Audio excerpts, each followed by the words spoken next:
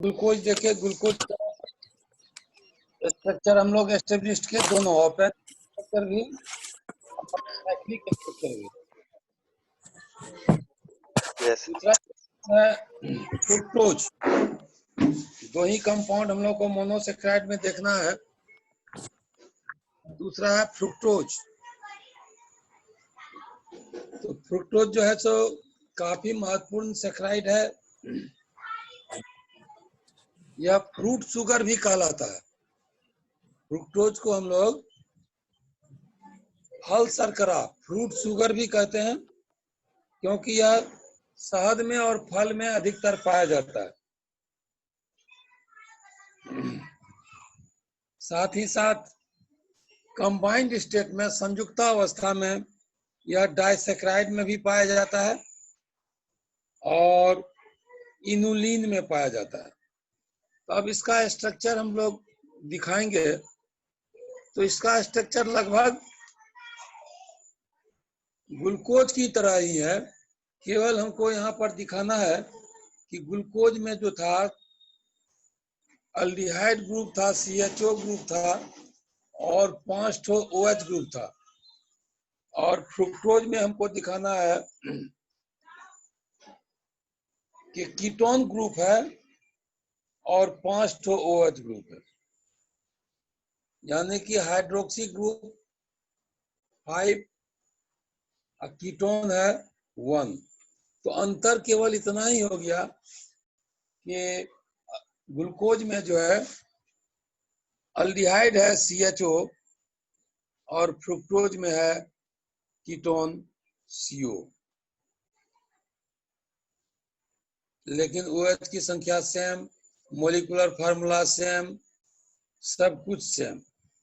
तो सबसे पहली बात, जब इसका स्ट्रक्चर करेंगे तो पहला ही बात आ जाएगी कि जो ग्लूकोज का फार्मूला भी होता है C6H12O6। तो ग्लूकोज का फार्मूला C6H12O6 है। इसका मतलब है कि ग्लूकोज में भी कार्बन की संख्या कितनी है? 6। और जैसे ग्लूकोज में कार्बन की संख्या 6 था और सब एक दूसरे से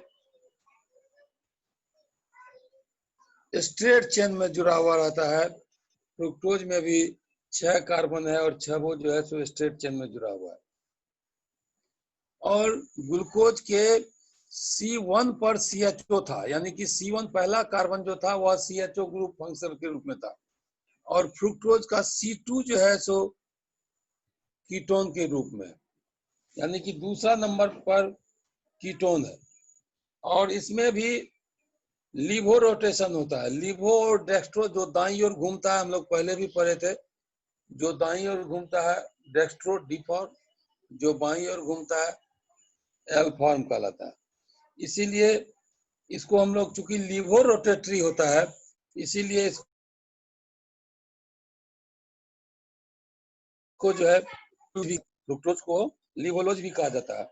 और इसका ओपन चेन स्ट्रक्चर लगभग उसी तरह से, जैसे 1 नंबर कार्बन पे CH2OH चला जाएगा, H है, OH है, OH है, H है, OH है, H है, CH2OH है। इस तरह से जैसे ग्लूकोज का होता था, उसी तरह से फ्रुक्टोज का, केवल अंतर पहला और दूसरा कार्बन पर है। पहला कार्बन में CHO था ग्लूकोज में, और फ्रुक्टोज में जो है सो पहला कार्बन पर अल्कोहल ही रहेगा, दूसरा कार्बन पर कीटोन ग्रुप रहेगा। अब इसका स्ट्रक्चर को हम लोग साइक्लिक भी दिखा सकते हैं। यह भी साइकिल के रूप में पाया जाएगा। तो इसमें होता है क्या कि ग्लूकोज का जो था वह 1 नंबर जो है 5 नंबर से जुड़ा हुआ था। यहाँ फ्रुक्टोज में जो है 2 नंबर कार्बन, यानी कि CO ग्रुप जो है वह 5 नंबर के OH ग्रुप से जुड़ा हुआ है। ये पहला है, ये दूसरा है, ये तीसरा है, ये चौथा है, ये 5वां है, ये छठा है। ये 2 नंबर कार्बन जो है वह इस 5 नंबर कार्बन से जुड़ता है। 2 नंबर कार्बन 5 नंबर कार्बन से जुड़ता है, तो ये उस ग्रुप में संख्या साइकिल में हो जाएगा 5। तो इसमें होता है क्या कि इसका स्ट्रक्चर एक कंपाउंड है फ्यूरन। हम तुम लोगों को पहले भी बताए थे हेट्रोसाइक्लिक कंपाउंड, जो कि इस तरह का था, शायद तुम लोगों को याद होना चाहिए। ये था फ्यूरन। इसी में एस आ जाता था तो हो जाता था थायोफिन। याद आ रहा है तुम लोग को? तो ये फ्यूरन है। क्योंकि इसी टाइप का यह स्ट्रक्चर हो जाता है फ्रुक्टोज का, इसीलिए इसको फ्यूरानोज स्ट्रक्चर भी कहा जाता है। इसलिए इसको फ्यूरानोज स्ट्रक्चर भी कहा जाता है। तो इसका भी 2 स्ट्रक्चर होता है। अब देखो स्ट्रक्चर कैसे होता है कि 2 नंबर कार्बन 5 नंबर कार्बन से जो जुड़ा हुआ है, इसका स्ट्रक्चर देखो। यहाँ ओ आ गया कीटोन वाला,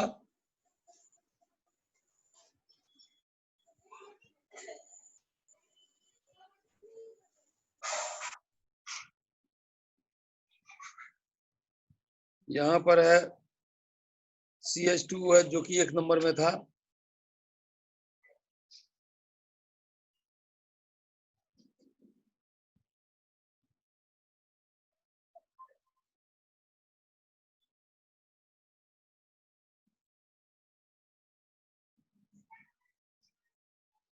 और यहाँ पर लास्ट का हो गया CH2OH। तो 1 number, 2 number, 3 number, 4 number, 5 number, 6 number, ये एक स्ट्रक्चर होता है। इसको दिया था हेवर्थ। हेवर्थ दिया है दोनों स्ट्रक्चर को। थोड़ा सा अंतर केवल हुआ है क्या कि यह OH जो है, इस OH को ऊपर है, CH2OH को नीचे, बस, और कोई अंतर नहीं। जैसे हम ऐसे दिखा सकते हैं,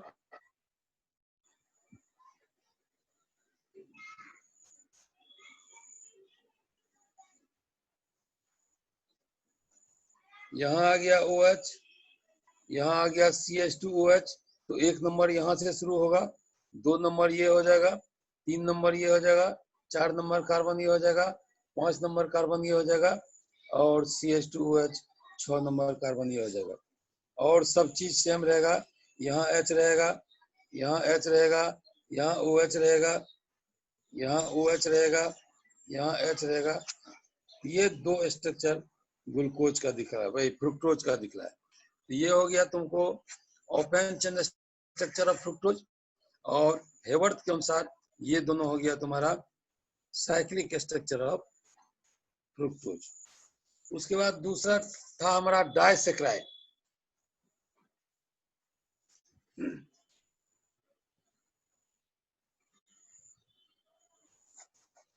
तो डाइसेक्राइड नाम यह है डाइसेक्राइड, यानी कि मोनोसेक्राइड का 2 आपस में मिलेगा तो डाइसेक्राइड बनेगा। तो यदि हम इसको हाइड्रोलाइसिस कराते हैं, तो हाइड्रोलाइसिस कराने के बाद यदि हमको मोनोसेक्राइड का 2 अणु प्राप्त होता है, चाहे वह 2 अणु जो भी हो, ग्लूकोज हो जाए, फ्रुक्टोज हो जाए, या ग्लूकोज हो जाए, गैलेक्टोज हो जाए, जो भी हो, या ग्लूकोजे का 2 अणु हो, तो हम उसको डाइसेक्राइड कहेंगे। यानी कि वह कार्बोहाइड्रेट जिसका हाइड्रोलाइसिस करने पर मोनोसेक्राइड के 2 अणु प्राप्त होते हैं, उसको हम लोग डाइसेक्राइड कहते हैं। और मोनोसेक्राइड का जो 2 अणु प्राप्त हो रहा है, वह दोनों अणु समान भी हो सकता है और असमान भी हो सकता है। यानी कि दोनों अणु जो बनेगा, तो चाहे तो ग्लूकोज ही हो, दोनों ग्लूकोज हो जाए, या नहीं तो एक ग्लूकोज हो जाए, एक फ्रुक्टोज हो जाए। यानी कि समान और असमान से हमको कोई मतलब नहीं है। हमको मतलब है कि 2 अणु मिलना चाहिए मोनोसेक्राइड के। यानी कि वह कार्बोहाइड्रेट जिसका हाइड्रोलाइसिस मतलब जल अपघटन, जल से प्रतिक्रिया कराने पर मोनोसेक्राइड के 2 अणु प्राप्त होते हैं, हम वैसे कार्बोहाइड्रेट को बोलते हैं डाइसेक्राइड। अब मोनोसेक्राइड का 2 अणु प्राप्त होगा, इसका मतलब है कि 2 अणु आपस में एक साथ जुड़ा हुआ है। तो एक साथ जो 2 अणु आपस में जुड़ा रहता है, वह ऑक्साइड लिंकेज द्वारा जुड़ा रहता है। यानी कि O के द्वारा, ऑक्साइड मतलब क्या, O, ऑक्सीजन के द्वारा जुड़ा हुआ रहता है। और इस बॉन्ड को हम लोग ग्लाइकोसिडिक बॉन्ड कहते हैं। कभी कभी पूछ देता है कि ग्लाइकोसिडिक बॉन्ड या ग्लाइकोसिडिक लिंकेज क्या है। लिंकेज मतलब बॉन्ड, तो ऑक्साइड बॉन्ड को ही हम लोग ग्लाइकोसिडिक बॉन्ड कहते हैं। इसमें जो है सो सुक्रोज है, उसके बाद तुम्हारा माल्टोज है, मेन कंपाउंड 3 है, सुक्रोज, माल्टोज और लैक्टोज। तो हम लोग स्ट्रक्चर तीनों का देखेंगे थोड़ा थोड़ा कि सुक्रोज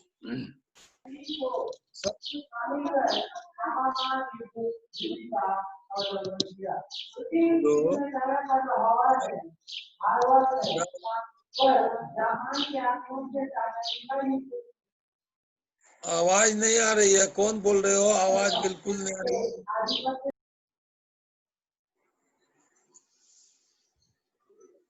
तो डाइसेक्राइड में हम लोग पहला एग्जांपल देखेंगे सुक्रोज।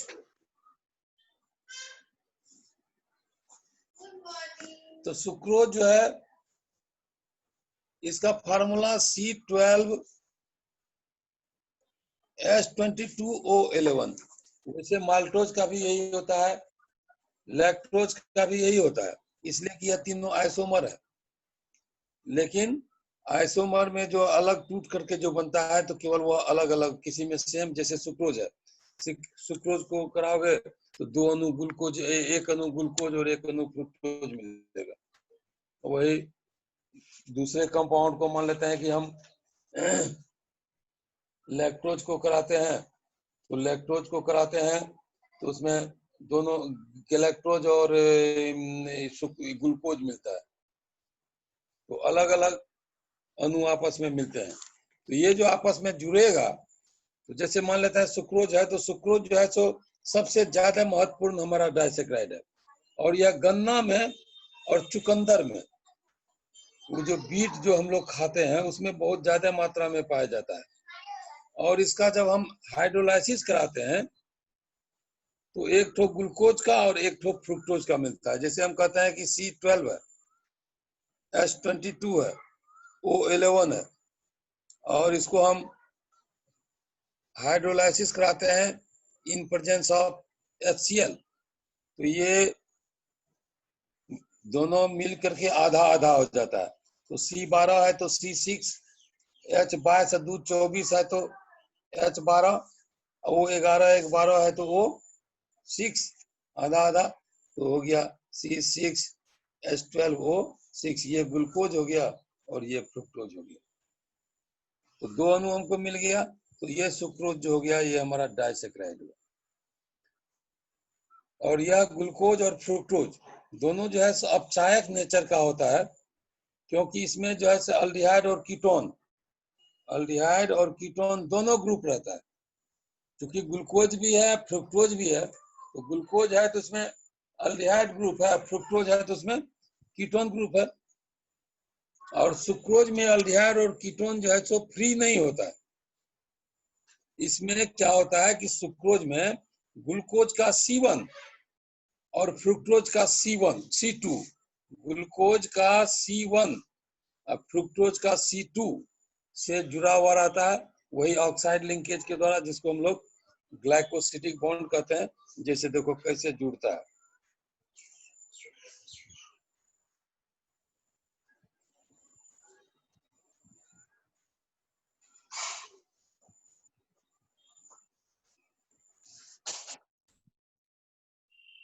CH2OH, ये तुम्हारा 1 नंबर कार्बन है, ये 2 नंबर है, ये 3 नंबर है, ये 4 नंबर है, ये 5 नंबर है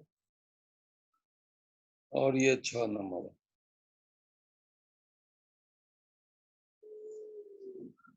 HOH, HOH।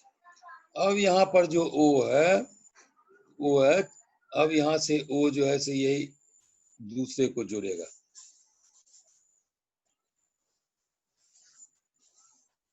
अब देखो ये फ्रुक्टोज को कैसे जोड़ता है।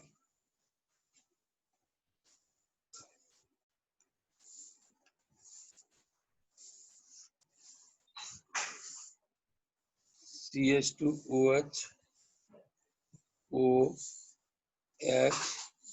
CH2OH, OH, H, H, OH, तो 1 number, 2 number, 3 number, 4 number, 5 number, 6 number. अब यहाँ ग्लूकोज का, यहाँ है OH, यहाँ है H, OH, तो यहाँ OH है, यहाँ OH है, तो एक OH और इसका एक H लेकर के चला गया, और एक O जो है वह इस ग्लूकोज के अणु को और फ्रुक्टोज के अणु को दोनों को जोड़ने का काम किया।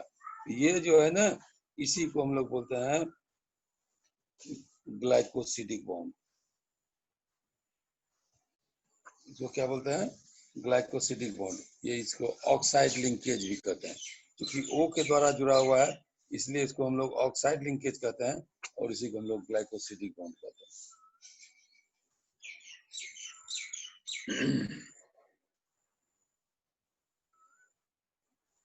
दूसरा कंपाउंड है हमारा माल्टोज। तो माल्टोज जो है ना, सेम यही चीज, केवल माल्टोज में क्या होता है कि जब हम सुक्रोज का किए तो एक अणु हमको मिला ग्लूकोज और एक अणु मिला फ्रुक्टोज, लेकिन माल्टोज का कराओगे तो दोनों ग्लूकोज मिलेगा, यानी कि फ्रुक्टोज नहीं मिलेगा। तो केवल अंतर इतना ही दिमाग में रखना है कि सुक्रोज को हाइड्रोलाइसिस कराते हैं तो हमको एक अणु ग्लूकोज का मिलता है और एक अणु फ्रुक्टोज का मिलता है, और माल्टोज को कराते हैं तो माल्टोज भी वही है, C12 S22 O11, और फिर उसको हाइड्रोलाइसिस कराते हैं तो यह जो टूटता है तो C6 S12 O6, तो ये दोनों ग्लूकोज का होता है। दोनों अणु जो है सो C6 S12 O6 इसमें भी है, C6 S12 इसमें भी है, लेकिन ये दोनों ग्लूकोज और फ्रुक्टोज आइसोमर है, लेकिन इसमें एक तो ग्लूकोज आता है, एक तो फ्रुक्टोज आता है, लेकिन माल्टोज में दोनों अणु ग्लूकोजे का रहता है। यानी कि माल्टोज जो है सो दो अणु ग्लूकोज से मिलके बना हुआ होगा, यानी कि इसका जब हम हाइड्रोलाइसिस कराते हैं तो इसका हाइड्रोलाइसिस कराने पर जब हमको दो अणु ग्लूकोज मिलता है, तो दो अणु ग्लूकोज जो आपस में जुड़ेगा, दो अणु ग्लूकोज आपस में जुड़ेगा तो एक ग्लूकोज का C1 और दूसरे ग्लूकोज के C4 से ग्लाइकोसिडिक बॉन्ड द्वारा जुड़ेगा। जैसे इसमें जो है कि ग्लूकोज का 2, फ्रुक्टोज का ग्लूकोज का C1, ग्लूकोज का C1 और फ्रुक्टोज के, और यहाँ CH2 कैसे होगा, यहाँ तो केवल है, चलो 1 यहाँ से शुरू होगा, 1 2 3 4 5 6, अब ना 6 होगा, उसे 7 हो जाता, उसे 7 कार्बन हो जाता। तब यहाँ का C1 अब फ्रुक्टोज का 1 2 2, तो पहला कार्बन ग्लूकोज का और दूसरा कार्बन फ्रुक्टोज का आपस में जुड़ गया ग्लाइकोसिडिक बॉन्ड द्वारा, तो बना सुक्रोज। माल्टोज में क्या होता है कि चूंकि दोनों ग्लूकोज है, तो दोनों ग्लूकोज है तो एक का C1 दूसरे के C4 से जुड़ेगा, एक का C1 दूसरे के C4 से जुड़ेगा। जैसे जैसे देखो कैसे जुड़ता है,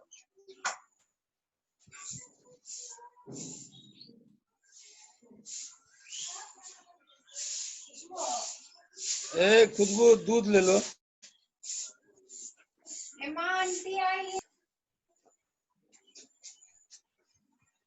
बैसो ना बैसो।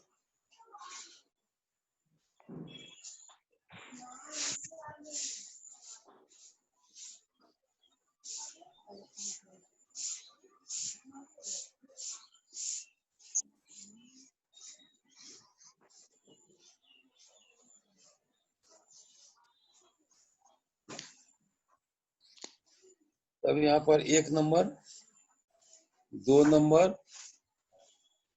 3 नंबर, 4 नंबर, 5 नंबर, 6 नंबर। अब दूसरा ग्लूकोज को भी बना, या ऑक्साइड लिंकेज द्वारा दिखाओ।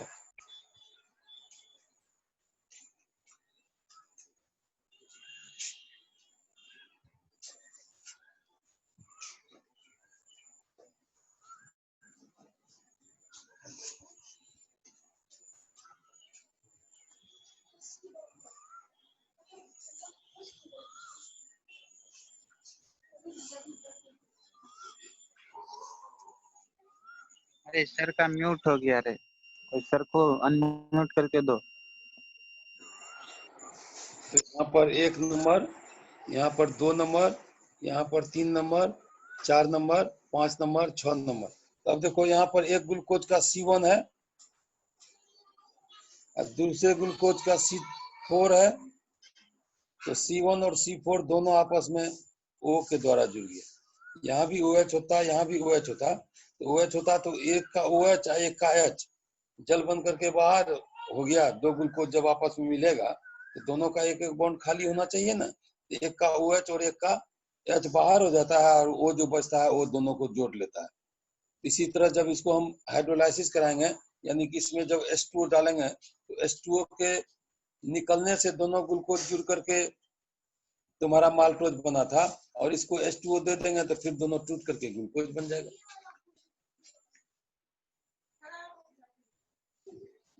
तीसरा कंपाउंड है हमारा लैक्टोज।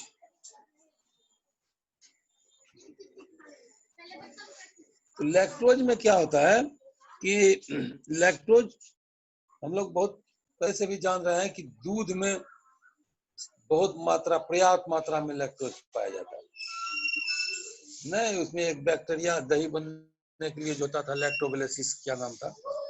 तो लैक्टोज में क्या होता है कि यह भी दो अणु से मिला हुआ है, लेकिन इसमें एक अणु ग्लूकोज का होगा और दूसरा अणु गैलेक्टोज का होगा। एक अणु ग्लूकोज का और दूसरा अणु गैलेक्टोज का।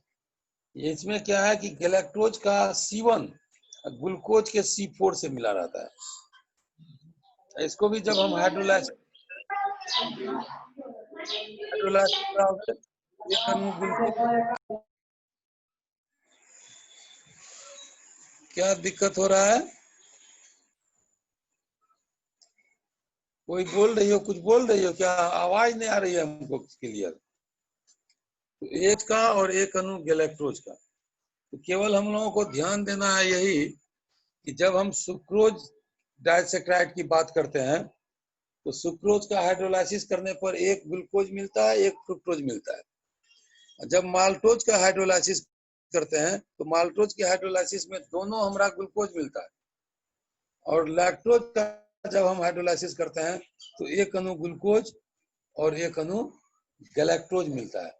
तो कहने का मतलब हुआ कि जो ग्लूकोज जो है जो कॉमन है, ग्लूकोज हमारा सुक्रोज में भी है, माल्टोज में भी है, लैक्टोज में भी है। केवल सुक्रोज में फ्रुक्टोज दूसरा अणु के रूप में है और लैक्टोज में है जो गैलेक्टोज है। तो यह जो आपस में जुड़ा हुआ रहता है, ये कैसे जुड़ा हुआ रहता है जल्दी?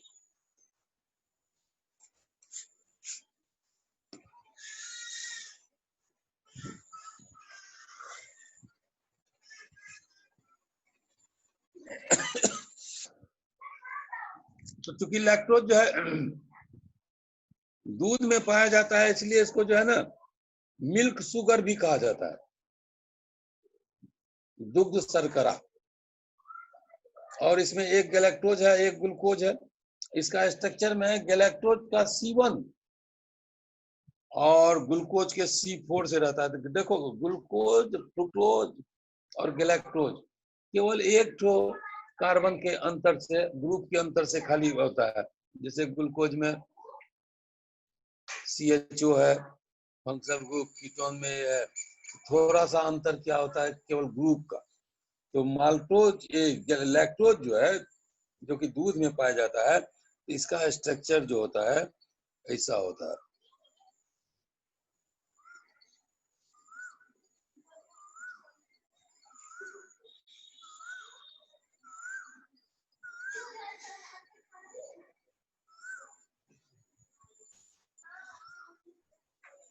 OH, H, OH, H, H, OH,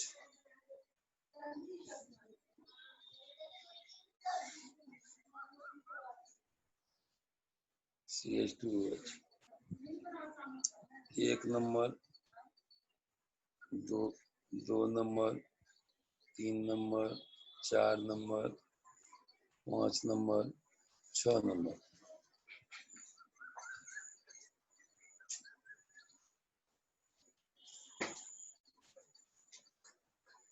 वो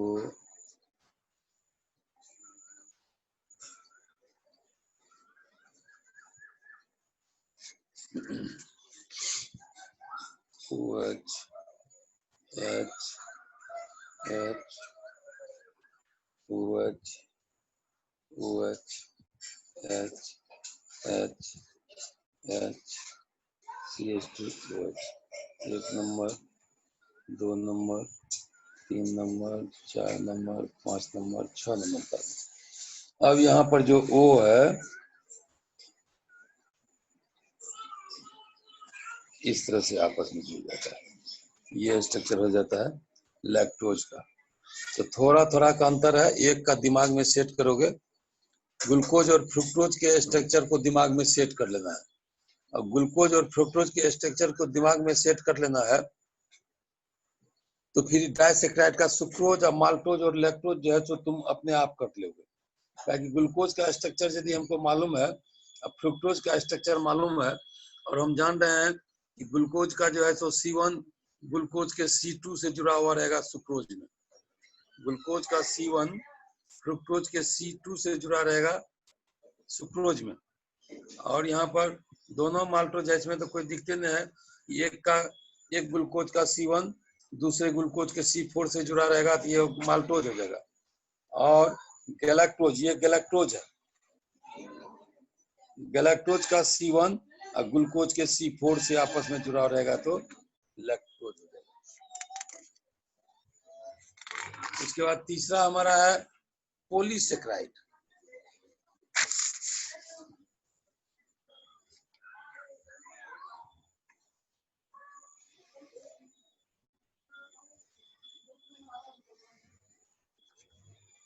पॉलीसेक्राइड है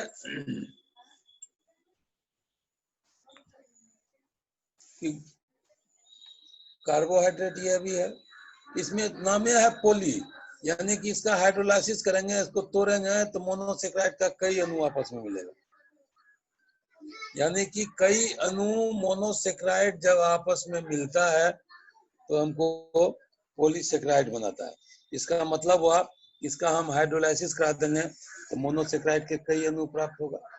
और यह भी एक दूसरे से आपस में ग्लाइकोसिडिक बॉन्ड, वही ऑक्साइड लिंकेज जिसको बोलते हैं, में द्वारा जुड़ा रहेगा।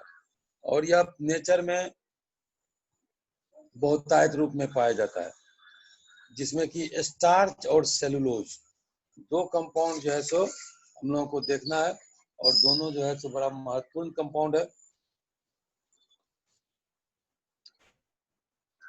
एक है स्टार्च और दूसरा है सेलुलोज। तो स्टार्च जो है ना हमारे के भोजन में कार्बोहाइड्रेट प्रदान करने वाला मुख्य अवयव होता है। यह पौधों में संचित रहता है, गेहूं, चावल, मक्का, आलू, ये सब इसका जो है सो प्रमुख स्रोत है। और स्टार्च का हाइड्रोलाइसिस कराओगे तो ग्लूकोज प्राप्त होगा। इसका मतलब है कि स्टार्च ग्लूकोज का पॉलीमर है, यानी कि ग्लूकोज के कई अणु आपस में जब मिलते हैं तो स्टार्च का निर्माण करते हैं। इसमें 2 रिंग होता है, इसका जो स्ट्रक्चर होता है इसमें जो है सो 2 रिंग होता है, यानी कि यह जो पॉलीमर है 2 सेक्राइड, एक एमाइलोज होता है जो कि 20% रहता है, और एमाइलोपेक्टिन होता है जो कि 80% होता है। तो एमाइलोज 20% और एमाइलोपेक्टिन जो है सो 80%। और इसमें जो है सो ग्लूकोज की इकाई जो है ना अनब्रांच रूप में एक दूसरे से सीधा C1 C4 C1 C4 C1 C4 से एक दूसरे में आपस में जुड़ा हुआ रहेगा। जैसे हम दिखाते हैं,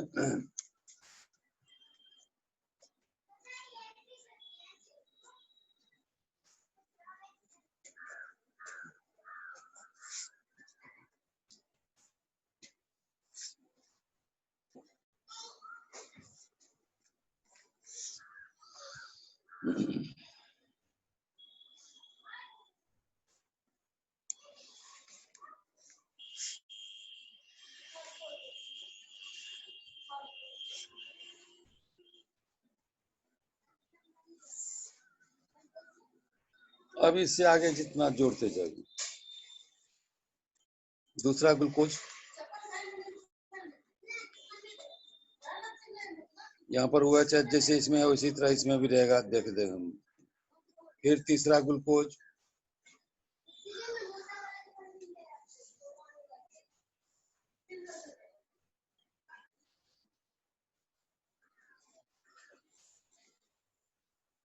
इस तरह से आपस में जुड़ा हुआ रहता है। तो ये होता है एमाइलोज। एमाइलोज में क्या होता है कि ग्लूकोज के अणु एक दूसरे से अनब्रांच, यानी कि स्ट्रेट चेन में, एक से दूसरा, दूसरे से तीसरा, तीसरे से चौथा, इस तरह से कई ग्लूकोज आपस में जुड़ा रहता है। तो इसको हम लोग बोलते हैं एमाइलोज। ये 20% रहता है पॉलिस स्टार्च में। और दूसरा ये एमाइलोज है। और दूसरा होता है एमाइलोपेक्टिन।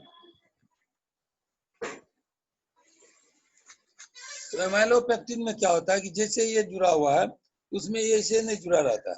कब यहाँ से जुड़ा और यहाँ से जो है सो ब्रांच निकल गया है, नीचे आकर के जुड़ जाएगा। केवल अंतर यही है।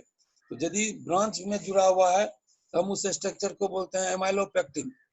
ये जो स्ट्रक्चर स्ट्रेट में जुड़ा हुआ है, यहाँ अच्छा जो है जैसे ग्लूकोज फ्रुक्टोज में है वही देना है, हम नहीं डाले, तो वैसे जो है सो एमाइलोज होगा। और एमाइलोपेक्टिन होगा तो ब्रांच निकल जाएगा।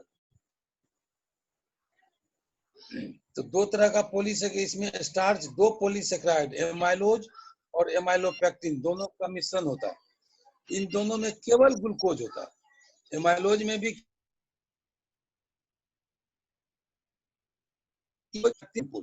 और एमाइलोज जो है सो जल में घुलनशील होता है और यह अनब्रांच होता है, यानी कि स्ट्रेट चेन द्वारा बनता है।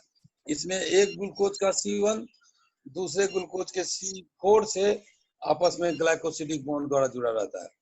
यही मान लेते हैं कि यहाँ पर है, यह वो इधर न जुड़ करके यहाँ नीचे ग्लूकोज बन जाए तो वह हो जाता है एमाइलोपेक्टिन। तो एमाइलोपेक्टिन जो है तो जल में घुलता नहीं है और यह शाखायुक्त यानी कि ब्रांच चेन से बना हुआ होता है। और इसमें भी ग्लूकोज जो है तो ग्लाइकोसिडिक बॉन्ड के द्वारा एक दूसरे से आपस में जुड़ा रहता है। और इसमें भी C1 C4 की बात है। और जब ब्रांच निकलने लगता है तब C1 C6 से हो जाता है। मान लेते हैं कि थोड़ी देर के लिए दिखा है, फुल स्ट्रक्चर में हम वैसे खाली दिखा देते हैं। OHS तो अपना भर सकते हैं लोग।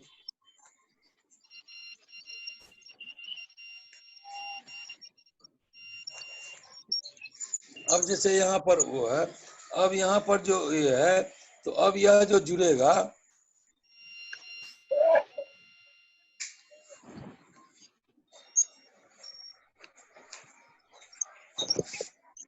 तो यहाँ पर देखो इसका यह एक नंबर कार्बन है।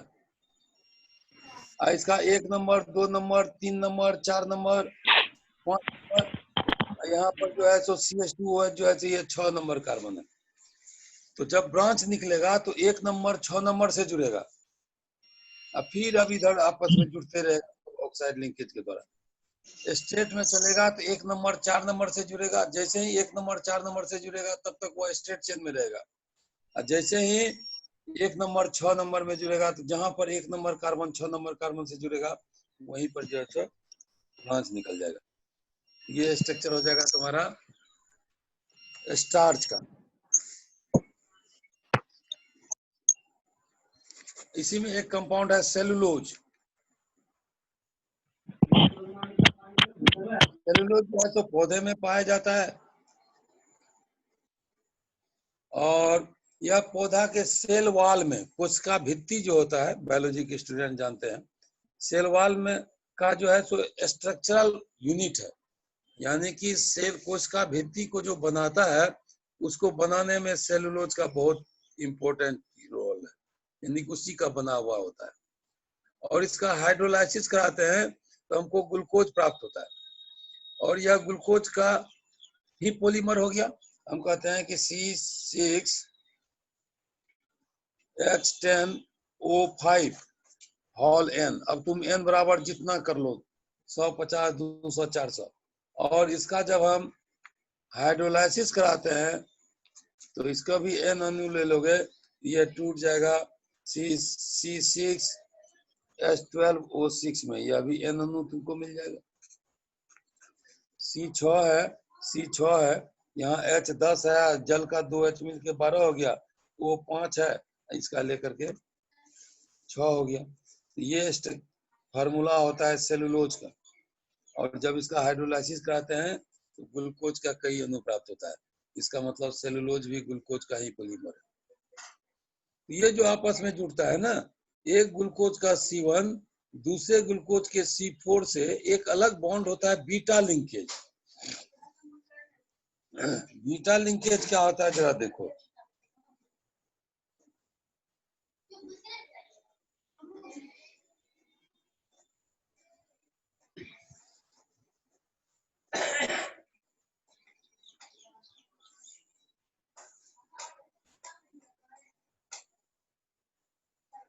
H है, H है, CH2OH है, O है, H है, H है, H है। अब यहाँ पर जो यह O है, यह जो दूसरे से जुड़ेगा तो इस तरह से,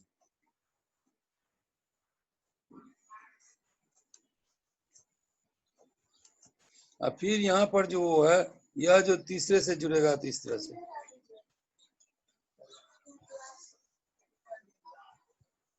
फिर यहाँ जो है तो इस तरह से यह जुड़ता है सेलुलोज में। तो यह जो है सो लीनियर पॉलीमर, एक रैखिक, और इसमें ग्लूकोज का कई अणु जो है सो इस तरह से जुड़ता है ना, इसी को हम लोग बोलते हैं बीटा लिंकेज। ये हुआ बीटा लिंकेज, जितना भी जुड़ेगा सब हो जाएगा बीटा लिंकेज। तो सेलुलोज पौधे में पाए जाने वाला महत्वपूर्ण पदार्थ है तुम्हारा, और यह सेल वॉल का स्ट्रक्चरल यूनिट होता है, और इसका हाइड्रोलाइसिस करने पर हमको ग्लूकोज प्राप्त होता है। इसमें सेलुलोज ग्लूकोज का ही एक पॉलीमर हो जाता है, और इसका मॉलिक्यूलर फार्मूला ये होता है, और इसको हाइड्रोलाइसिस कराते हैं तो ग्लूकोज के कई अणु मिलते हैं।